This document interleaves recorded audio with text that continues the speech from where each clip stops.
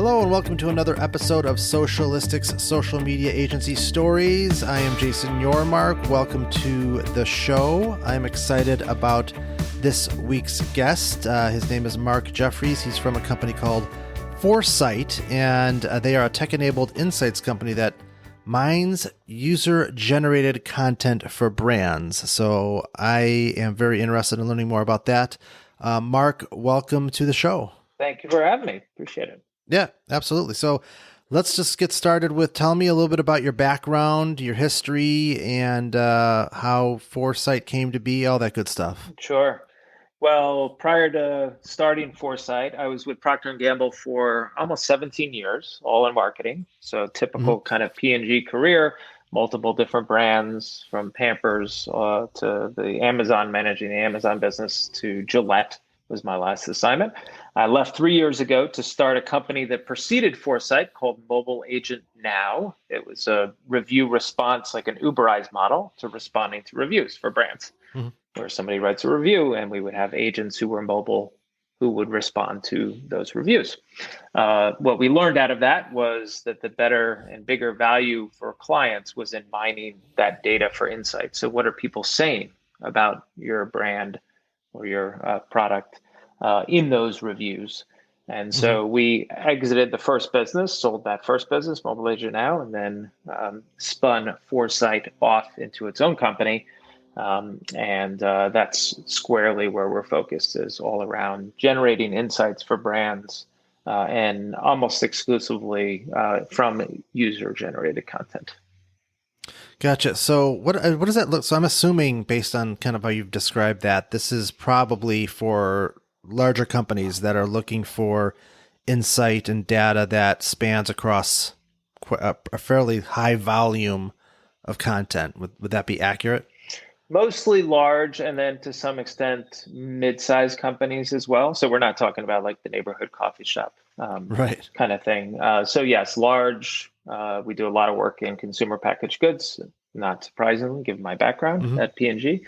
So those types of companies, but also mid-sized companies who maybe don't have a research department or an analytics department of their own. And they recognize, we describe user-generated content as a brand's largest data set, right? So if you as a brand are looking to gain insight on your users, on who are people who are using your brand or interested in your brand, you could, of course, do traditional methods of insight generation, whether that be focus groups or a survey. But even if you do a survey, you're maybe talking 300 people, 500.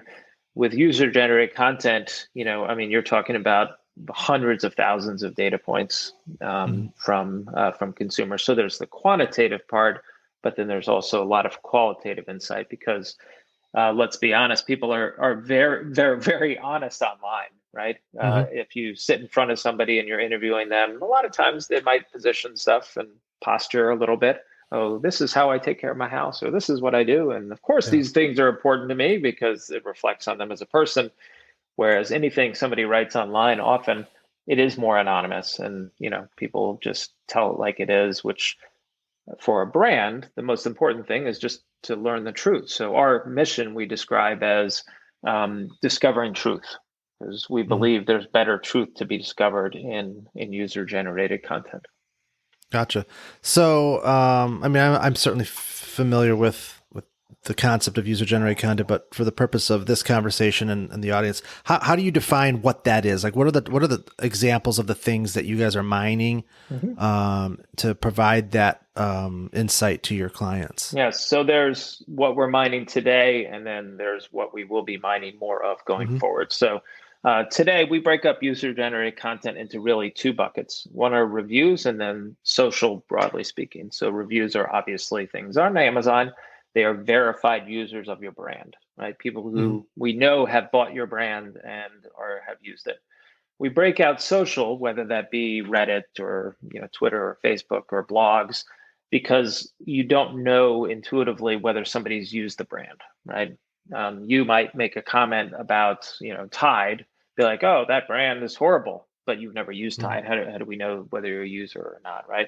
But it's still a different metric. So those are the two data sets that we mine today. Going forward, we're doing a lot more work with a partner of ours in predictive analytics. where we also are bringing in scientific data. So think about things like, patents and grants and scientific conferences. And there's like 2 billion documents you can analyze. So why is that important? It's things like predicting quote unquote villain ingredients. What are the next high profile ingredients? So talc in baby powder, for example, or the ingredient that was in Roundup as an example. So if you can predict that as a brand, that's hugely helpful, right? Because in the social space, the place where you focus a lot on, things spread very quickly, as we all know, right? Well, there's a spark. And what is that spark?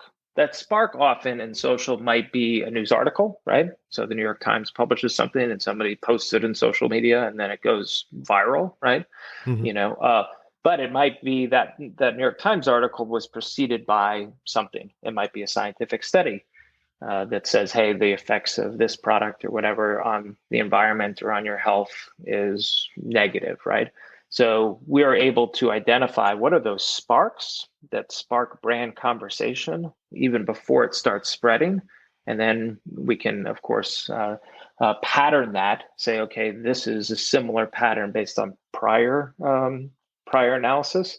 And so when we notice a spark, then we immediately can say, okay, this is going to start spreading in a similar way. And, that for a brand might be days, weeks, months, or even years heads up on an issue. And giving you the, no pun intended, foresight into better managing your business. Got it. So in terms of your clients, and the data and the reporting and the service that you offer, how are they using that? Like what are the use cases for what you're providing them, and how does that typically impact their business? Yep. It's really 3 buckets of use cases. We talk about it as brand, consumer, and landscape. So brand challenges are things like, and it all starts with whatever the challenge is for the client. The brand challenge might be, hey, we launched a new product. It's not doing very well. We don't know why. What are consumers saying about it? Or our competitor launched a product that's going gangbusters. Like, what the heck's going on? So it might be something like that. On the consumer side, it might be, hey, we want to understand who our users are a little bit more. So we have a capability we call footprint miner. Like you write a review on Amazon of, earbuds, and you've also written 50, 100 other reviews for, potato chips or, a desk you bought or something, right? All of that data we can mine to create a profile and a persona of who you are. So people who love your brand, they also love these things because we know it for a fact because we have hundreds of thousands of other reviews that they've led. So that's a wealth of data. We can also mine barriers to your brand and that consumer. So think about questions and answers that are left on Amazon. If somebody leaves a question on Amazon, you go on Amazon, you look at the question section. That's because it's a barrier. Like, does this contain this ingredient? Is this made in the US? What is this made? Or what's the side effect? Those are all purchase barriers. And so we can mine that at scale. So that's the second one. And then the third one is more landscape. So it's like, hey, I'm looking to enter a new market, want to understand my competitive set. What's my point of difference? What's the point of parity? Where are the gaps from a consumer standpoint? And then also to my earlier point around predictive. Hey, how can I understand to predict either technology immersion or prediction of different ingredients that might emerge in the future, or even business model disruption. So those are the 3 buckets. Sorry. What do you, in terms of your client engagements, are they typically project based? Are they ongoing? I'm just kind of curious about your actual business. What does that look like with your clients? Yeah, it's a little bit of both. So it typically starts as a project base. So we'll start an engagement, but then there's a lot of monitoring following and detection. So, hey, back to the kind of the spark example of like something, hey, I want to understand and see if something sparks, and I want to know it as soon as it does before my competitor does. That's an ongoing monitoring. So it is a little bit of both. Gotcha. And you remind me again, how long have you guys been in business? We've been in business almost 2 years as Foresight. What is your team? What's the dynamic or makeup of your team? I mean, you're the owner founder. Tell me a little bit about, how you started, how you've Mm-hmm. grown, where you're looking to kind of go. I'm curious about, it doesn't sound like, whether you would consider yourself an agency, I don't know. It sounds like it's more service or project based, but I still think that there's some dynamics there that still are Mm-hmm. similar. So I'm just kind of curious about Yeah. your history as a business and kind of where you're headed. Yeah, no, I do agree. So yes, I'm the founder CEO. I did raise a round of Series Seed Hmm. funding. So I have Yeah. several investors who Yeah. former CEOs, former P&G people, and others. So they're Yeah. essentially an advisory board to me. Um, and the way that we're structured is kind of how we work.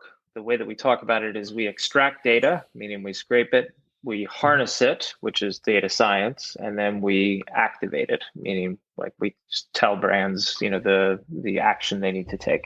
And so we're structured in that way. Besides business development, we have a team who extracts and cleans the data. Then the harness is the data science. But as you know, Mhm. I mean, we'd all be driving autonomous vehicles if machines did everything by now, right? Right. Yeah. Machines can't tell you everything. They'll tell you Right. they'll be able to take unstructured data and make it into something that you can interpret. But then we need brand strategists to really say, Yeah. okay, based on that, your strategy is this is what you need to do.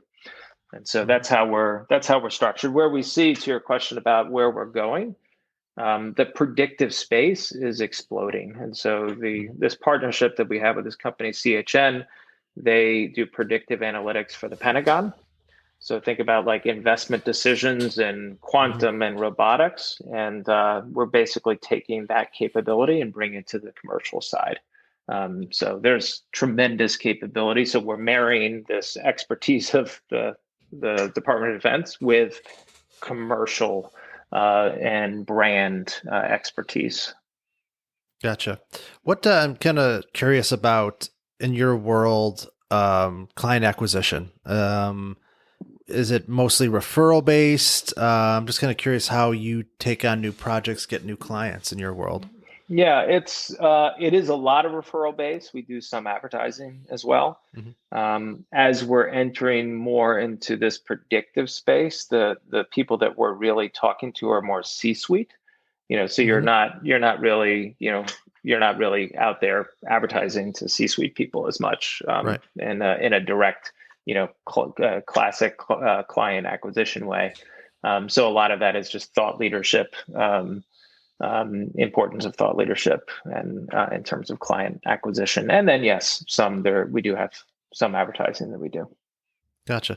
Actually, and I'm glad I asked that because we're in a similar boat where in terms of who we're trying to reach our C-suite level executives, and to your point, paid advertising isn't necessarily the best. It can work to a certain degree, top of funnel, but that's a tricky audience to get in front of. Mm-hmm. I'm just curious, like, what are some of the specific things that you've found to be successful to get in front of the right people to create new opportunities for the business? Yeah, the first is it comes back to two things. What are keeping people up at night who are in the Hmm. C-suite, right? So it's understanding that what are the biggest issues for them that are causing them some consternation, and Yeah. then creating content and creating contacts with them that indicate our deep understanding of those issues and our Hmm. ability to help them solve them, right?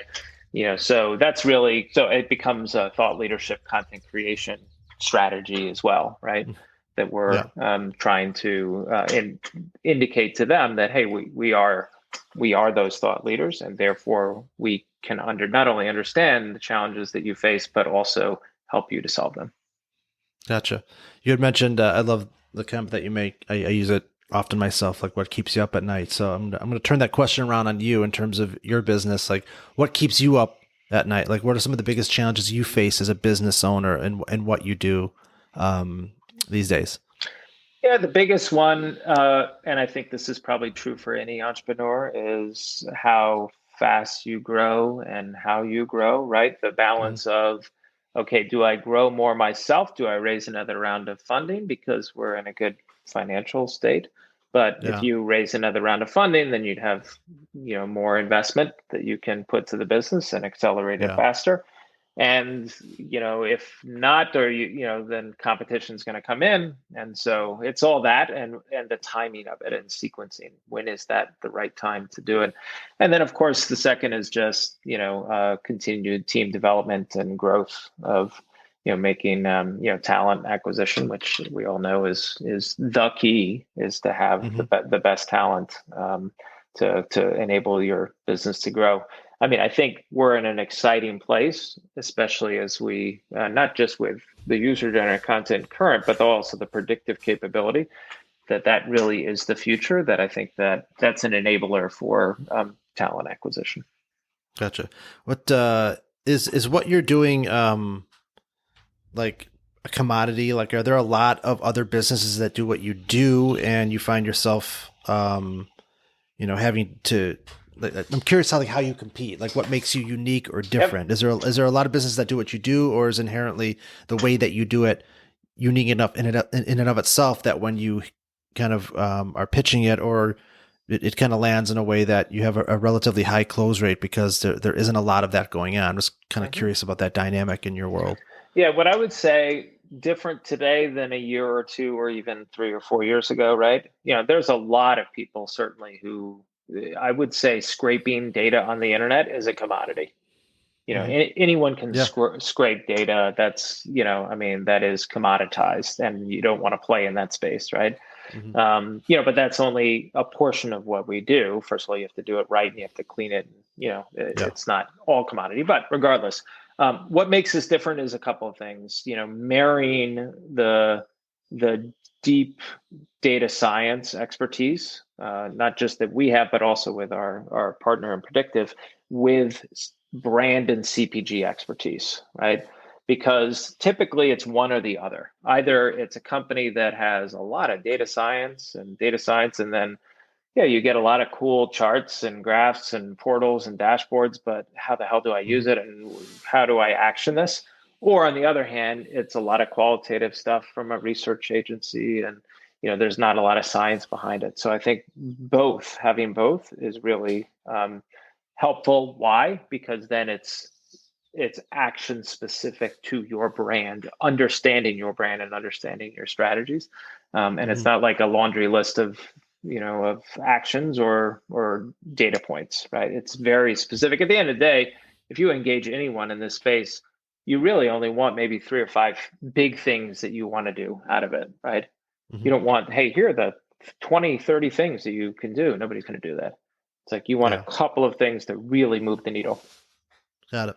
Are you guys a virtual? Were you like pre-pandemic? Were you kind of in office, or are you a virtual company? Or that is a question for everyone these days, right? Right. We were in office pre-pandemic, and then, of course, like everybody with the pandemic, we went virtual. We came back together shortly last summer because things, seemed like they were calming down a little bit, and we hired some new people. So just from a culture standpoint, wanted that. And then around November, when things started getting worse and everybody also wanted to, make sure they were quarantined for the holidays, we were like, all right, let's go virtual. We're still virtual. I think the ultimate model will be a couple of days together. I mean, even Facebook, I think today announced that, they would be mostly virtual and maybe a couple of days together. I don't envision 100%, the 9 to 5 kind of thing, Monday through Friday, in a physical office. I think it'll end up being some kind of hybrid. Has it impacted your business? How has this new environment impacted the business, either negatively, positively? I'm always fascinated by by that across different industries and perspectives on that. I mean, I think we're still gonna, we're obviously at the tail end of this thing, so it'll remain to be seen how things will shake out over the next 6 to 12 months. But in your particular world, is business, like, in terms of, is everything been great? It's grown, no lack of productivity? Just kind of curious how it's impacted you. Yeah, I mean, client needs have grown because, and especially in the last year plus, in terms of the pandemic, because people realize that there's all this data that you can mine. So yes, on that. Business development, definitely different, right? The last in-person business trip that I made was last February. We were visiting a bunch of clients, and now there's nobody to visit. So it definitely changes the nature of business development, less relationships and meaning relationships over, in person and having dinner together or whatever. And then the last is just from a culture standpoint, as everybody can appreciate, it's just, it makes it more challenging. Like, how do you build a culture as a younger company for any company? I mean, I talk to people who are our clients, and new hires. It's like you're hired into a company and you've never met somebody face to face. Yeah. It's hard to build a team. And so, we want to balance that too, because you obviously want to create a culture in your company. And it's easier to do in person. Yeah, no, there's definitely advantages and disadvantages to both scenarios.